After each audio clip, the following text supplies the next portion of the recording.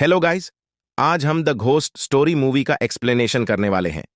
यदि आपको हमारा वीडियो पसंद आता है तो चैनल को सब्सक्राइब और वीडियो को लाइक और शेयर करें। इसी के साथ आपका ज्यादा समय ना लेते हुए शुरू करते हैं। मूवी के शुरुआत में हमें दिखाया जाता है कि एक महिला एम संगीतकार पति सी से उल्लेख करती है कि एक बच्चे के रूप में वह अक्सर निवास स्थान बदलती रहती थी और जहां भी रहती थी छोटे नोट छिपाती थी। सी एम की आगे बढ़ने की इच्छा का विरोध करता है, जिससे उनके रिश्ते में तनाव पैदा होता है। जब वह आखिरकार मान जाता है तो उन्हें एक तेज धमाके की आवाज सुनाई देती है, जिसके स्रोत की वे पहचान करने में असमर्थ होते हैं। आगे हमें दिखाया जाता है कि कुछ ही समय बाद पास में एक कार दुर्घटना में सी की मौत हो जाती है। अस्पताल में एम जाने से पहले अपने शरीर को चादर से ढक लेता है। सी एक भूत के रूप में जागता है, जो जीवित लोगों के लिए अदृश्य है। वह चादर से ढका हुआ अस्पताल में घूमता रहता है। उसके सामने प्रकाश का एक द्वार खुलता है, लेकिन वह उसके पास जाने का कोई प्रयास नहीं करता और वह बंद हो जाता है। आगे हमें दिखाया जाता है कि सी घर चलता है और देखता है कि उसकी मकान मालिक लिंडा एक पाई खाने की चीज छोड़ रही है। एम आती है और पाई खाती है जब तक कि उसे उल्टी न हो जाए। उसके साथ संवाद करने में असमर्थ सी अपने जीवन में आगे बढ़ने से पहले एम को दुखी होते देखता है। अगले दरवाजे वाले घर में वह एक और भूत को फूल प्रिंट वाली चादर से ढका हुआ देखता है, जो कहता है कि वे किसी का इंतजार कर रहे हैं, हालांकि उन्हें याद नहीं है कि कौन है। आगे यह पता चलने पर कि एम किसी अन्य व्यक्ति के साथ डेटिंग कर रही है, सी ईर्ष्या से घर के अंदर अशांति पैदा करता है। बाद में एम सी का एक गाना सुनता है और याद करता है कि पहली बार उसने इसे उसके लिए बजाया था। वह दूर चली जाती है, लेकिन पहले एक नोट लिखती है और उसे कुछ मोल्डिंग के बीच में छिपा देती है, जिस पर वह पेंटिंग करती है। सी पेंट उठाता है, लेकिन नोट तक पहुंचने में असमर्थ है। आगे हमें दिखाया जाता है कि बाद में एक स्पेनिश भाषी एकल मां अपने छोटे बेटे और बेटी के साथ घर में आती है। सी उन्हें खाना खाते, पियानो बजाते और क्रिसमस मनाते हुए देखता है।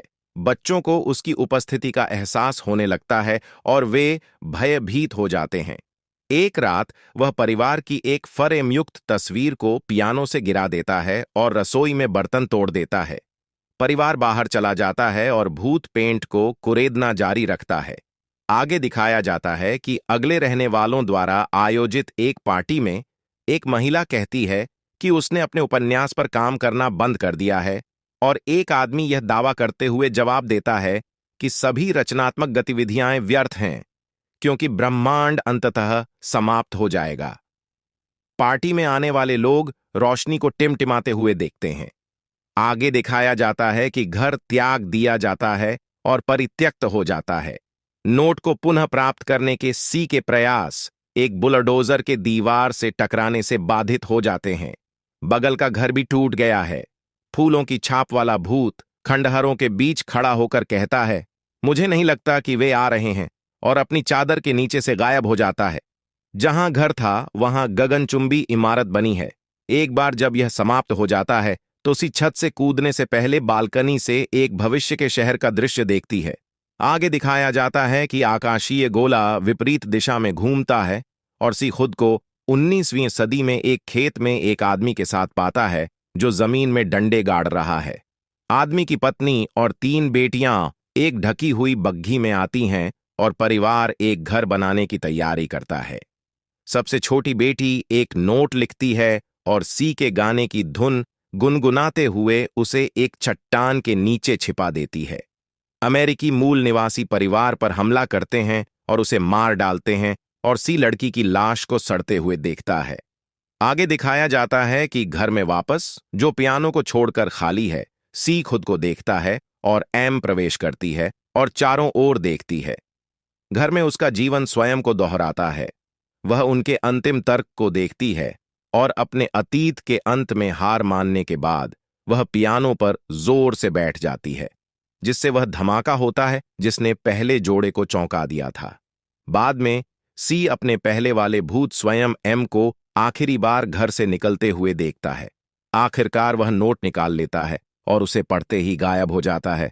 उसकी खाली शीट फर्श पर गिर जाती है और मूवी यही समाप्त हो जाता है।